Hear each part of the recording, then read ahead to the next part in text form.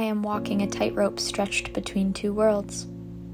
On one side is the realm of whiteness, privilege, safety, and invisibility, two systems that police others. On the other is the vibrant, complicated space of indigeneity, a culture of history and belonging that calls to me, even as my pale skin makes my place in it seem uncertain.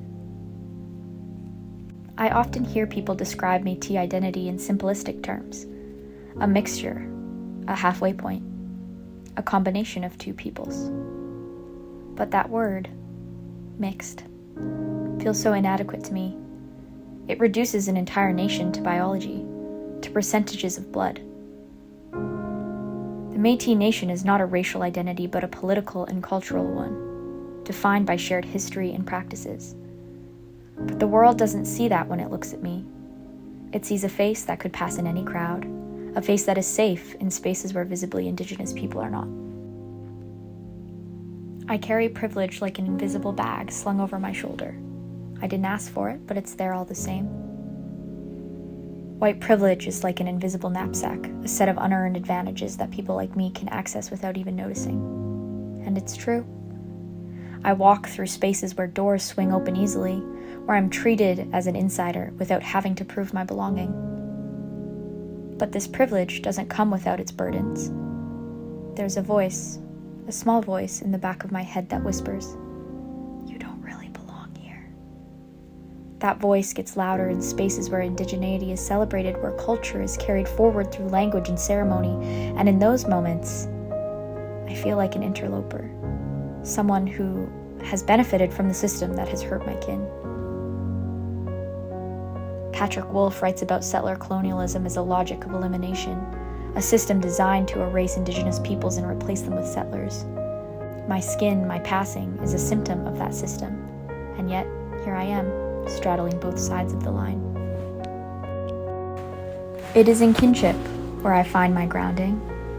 Métis kinship is not just about bloodlines, it's about relationships, connection, and shared responsibility of carrying our culture forward.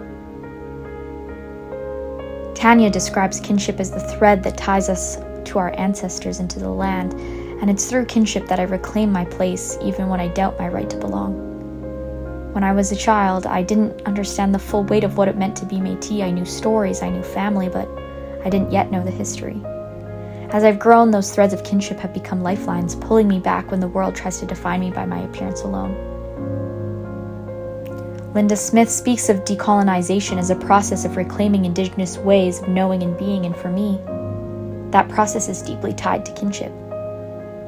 It's in the moments when I cook traditional foods with my family, or when I hear stories passed down from elders, when I step into spaces that feel like home, even though the world sees me as an outsider. My identity is layered, complex, and often contradictory.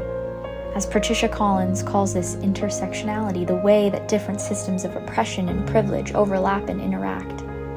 And as a white passing Métis person, I live at the intersection of privilege and marginalization. I move through settler spaces with ease, but I also carry the weight of colonial histories that tried to erase my people. This intersectionality shapes how I navigate the world. It forces me to reckon with questions like, what does it mean to honor my Métis identity when I benefit from whiteness, and how can I stand in solidarity with visibly Indigenous people while also acknowledging the ways my privilege protects me? Decolonization is not a single act, it's a daily practice. It's in the way I challenge colonial narratives, the way I reject the idea that Métis identity can be reduced to blood quantum or physical appearance. Chelsea Val writes about how these racialized frameworks obscure the relational and cultural dimensions of Métis identity. To decolonize is to reject those frameworks and instead center the stories, the kinship, and the practices that make us who we are. For me, decolonization also means confronting my own privilege. It means asking hard questions about how I can use my passing privilege to challenge systems of oppression, rather than perpetuate them. It means listening, more than speaking. It means amplifying voices that are too often silenced and staying accountable to the communities that claim me as their own. Walking this tightrope is not easy for me.